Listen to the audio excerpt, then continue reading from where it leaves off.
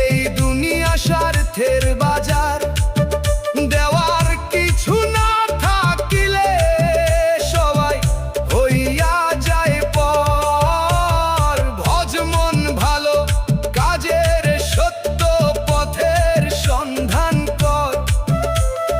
শেষ ঠিকানা মাটির ঘর, নিয়ে যাইবে শুধু কর্মফল। চোখের সামনে মানুষ বদলাইতে দেখলাম, আমি যখন গরিব হইলাম। দেওয়ার মতো কিছুই ছিল না, তাই আপন মানুষ